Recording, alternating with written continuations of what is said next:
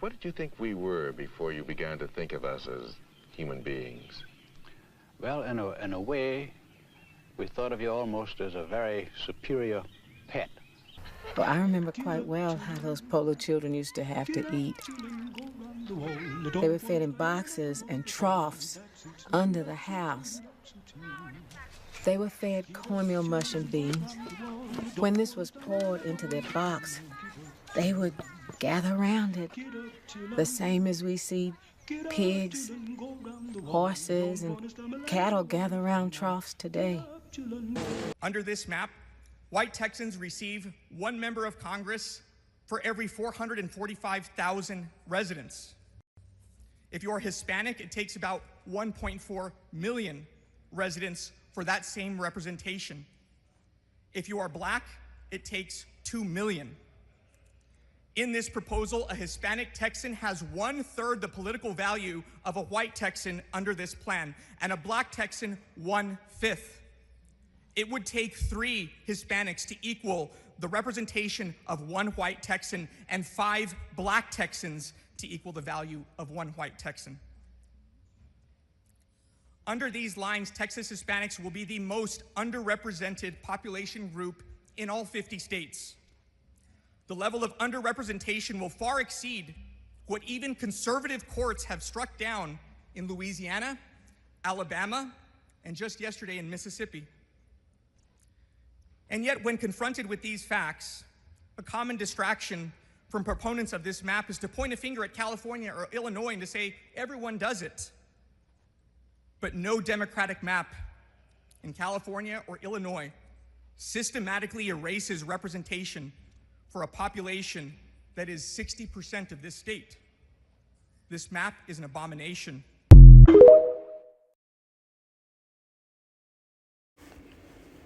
All right, Shalom. I want to start off by giving all praise, honor, and glory to Yahweh Bahashim Yahweh Bahashim Rakakwadash. I want to give double honors to our apostles and elders of Great Millstone who rule well, and grace and peace to you elect around the 4 winds, believing and pushing this truth in all sincerity. May the blessing of election be upon your houses. This is your fellow servant, Rokalia from the GMS Orlando camp, coming at you with another impromptu lesson. Tonight's lesson is inspired by some conversation I was overhearing earlier today at the plantation amongst a couple of Jakes. And they were talking about this whole gerrymandering ordeal that's taking place in Texas. You know, and I wanted to touch on this briefly in this lesson because at this point, it should be no surprise to you so-called Negroes, Latinos, and Native American Indians on the moves that Esau Edom is making here in these latter days. You know, because the so-called white man is moving according to the purpose that the Lord has given him, which is to be the adversary in the planet Earth, and especially an adversary to you tribes. You know, and all that perpetual hatred that he's fought so hard to mask for these, you know, for generations is now being brought to the forefront once again. Because we're living in that age of the great exposure of Esau Edom. All right, chiefly the elites of Edom going into those who control and mismanage the resources. All right, the Lord has the information pouring out on who these devils truly are. And there's nowhere else they can hide. They can't hide their wickedness anymore. They can't hide the devices that they've devised against the tribes to cut us off from being a nation. They can't hide amongst these other nations, you know, and try to call themselves by different names anymore. All right, to try to absolve themselves of the crimes that they've committed against the apple of the Lord's eye. All right, there's no more hiding. At this point, we see Esau Edom for what and who he truly is, which is the man of sin and the son of perdition, pursuing the 2 Thessalonians, the 2nd chapter. All right, and the adversary to you tribes, man. All right. Matter of fact, I want to start off in Jeremiah.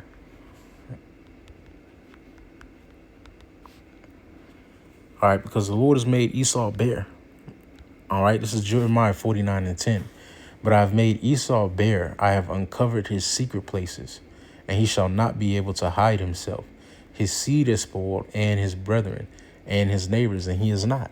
All right, and we're living in that day and age of the great exposure of Esau Edom. The Lord has truly made this man bare, and there's nowhere else he can hide. And the perpetual hatred that he's always had is now starting to come to the forefront. And now that everybody is knowledgeable, and up to speed on the wickedness that the so-called white man has been perpetuating for generations, now they're just coming straight out with the wickedness. Now Esau is he's just showing his face blatantly now. He's just showing the hatred that he has blatantly, for you Negroes, Latinos, and the American Indians. And it's only going to increase from here on out. Because as the scripture say in Revelation, the 12th chapter, the devil is getting ready to come down with great wrath because he knows that he has but a short time. And why is that? Because he knows he's being exposed. He sees the prophets out in the highways and byways. He sees the signs of impending danger, of an impending fall. He sees the signs just as well as we do. All right. And he knows he has but a short time of this reign of terror. And he's getting ready to come down with great wrath upon you tribes, and that's a part of the testimony that we've been sent to preach. All right. That's a part of the warning that the Lord has given us, to warn our people of this great, this impending danger. All right. From our greatest enemy. All right. Because the so-called white man is getting ready to come down with great wrath. And in order to escape that wrath, in order to overcome that wrath, all right, we must be under the pavilion of Yahweh Bahashim Yahushai. All these things that's happening right now, these different diseases that are being let out in the earth. They just said that a guy tested positive for the plague in California. You have these different rabid animals that are walking around, carrying these different diseases, these deers, these rabbits, all right, that have escaped, quote unquote, these different disease centers, all right, and are now spreading these diseases. These are for a reason. All right, this whole ordeal that's happening in D.C. right now, all right, with the federalizing of D.C., all right, Trump essentially trying to bring it under martial law. These things are for a reason. All right, and these things ultimately fall under the banner of prophecy. All right, the words that the prophets of Yahweh Bashim Yahushai have been speaking for years are now starting to manifest in reality. All right, but again, it says, but I've made Esau bare, I've uncovered his secret places, and he shall not be able to hide himself. All right, and amongst him being exposed, all right, amongst the things being exposed about Esau Edom, is his wickedness and his hatred. All right, this is Proverbs 4:16. It says, for they sleep not except they have done mischief, and their sleep is taken away unless they cause some to fall. All right, and this is evident when you read Wisdom of Solomon, the 2nd chapter. It goes deep into the mindset of Esau Edom. And essentially, this is their mindset. They're restless unless they cause some to fall. The accuser of his brethren is constantly at work. All right, he's put pork in a toothpaste, and every amount and damn near everything that you can think of. He's constantly thinking of ways to make us go off as a nation so that he can accuse us to the Heavenly Father. See, look, these are people, right? They doing this. They don't really love you, Lord. They don't really. He's constantly at work.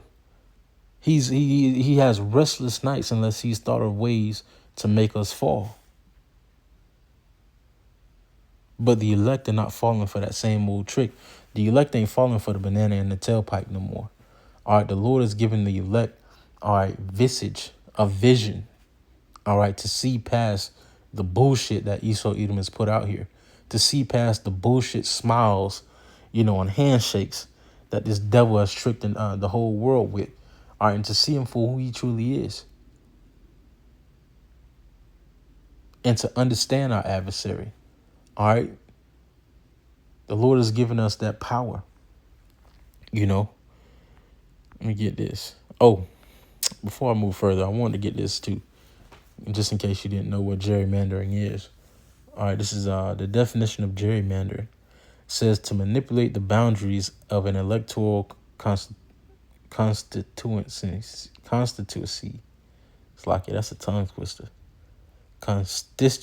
Constituency.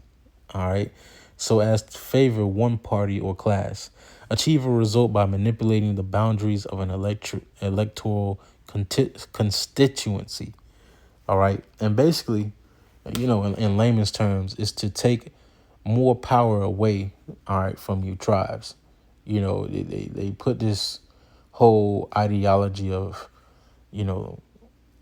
voting being, you know, a symbol of your power. You have a say so, in what's going on in your country and so on and so forth, which we understand is a lie.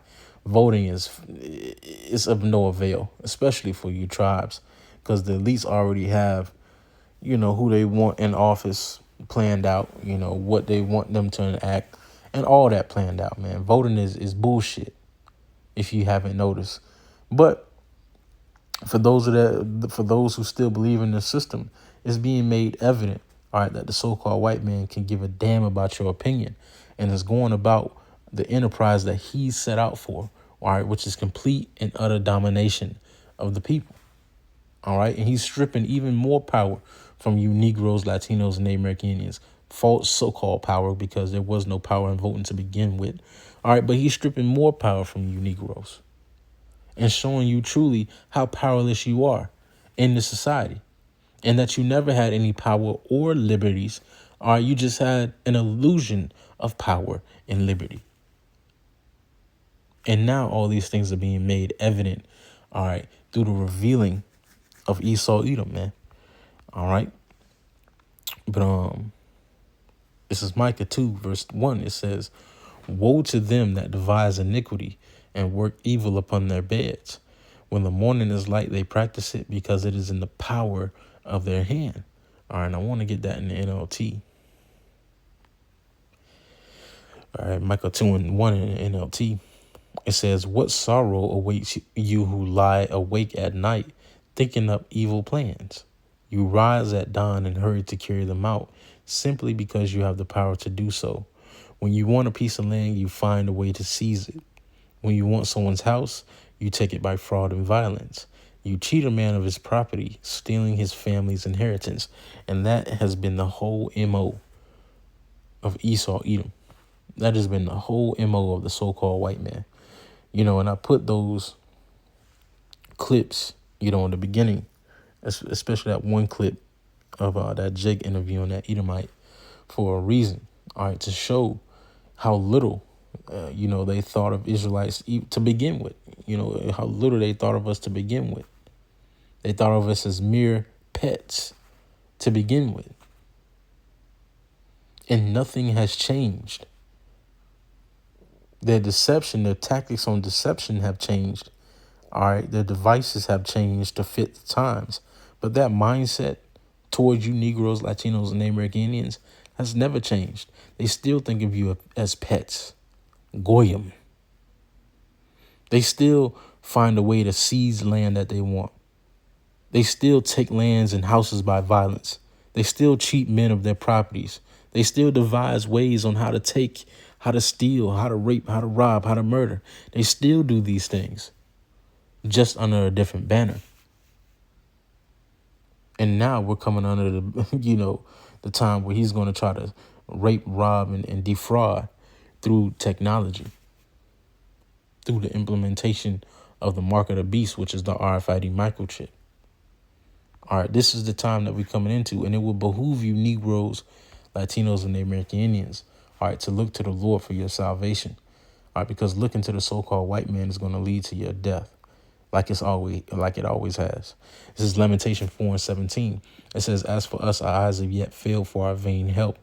In our watching, we have watched for a nation that cannot save us." And listening to those Jakes at the plantation today, really is a representation of this precept. It made me think about this, because they really believe, that Esau Edom is fighting for their behalf, that you have this great war going on between Edomites who want to do right and Edomites who want to do wrong. This is just a war, and the Edomites who want to do right, they have our best interest at hand. They really believe that bullshit. And the Lord is telling us our eyes have yet failed for our vain help. And we have watched for a nation that could not save us. Why? Because this nation didn't put us in this predicament. The Lord put us in this predicament. The Lord gave the power to Edom for a time in the season. And now we're in that season of the Lord stripping that power. So in the up and coming days, there is going to be no power in the hands of Esau Edom. The Lord is going to show him to be just a man, just like he did Pharaoh. And at this point, it should be no surprise at the moves that the so-called white man is taking here in these latter days. All right, and the moves are going to get more and more bold, more and more blatant. Because at this point, he don't got nothing else to lose. You know, if he's gonna go out, he's gonna go out with a bang. He's gonna go out with a fight. And he's gonna show you niggas who he really is. And DJ Trump is the perfect man for the job. He's gonna stir up the minds of he's stirring up the minds of these Edomites now to get back into that old Idumean spirit. That old and bold spirit. And bring it on. Bring it on. Because this is exactly what the Lord prescribed, you know, and they're not going to prevail. You know, all this boldness and wickedness, all this pride and wickedness is going to meet an abrupt end. Believe that. Hey, with that being said, that's all I had. Lord, when this is edifying unto you elect, I want to give all praise, honor, and glory to Yahweh, Bahashim Yahweh, Bahashim Rukakwadash.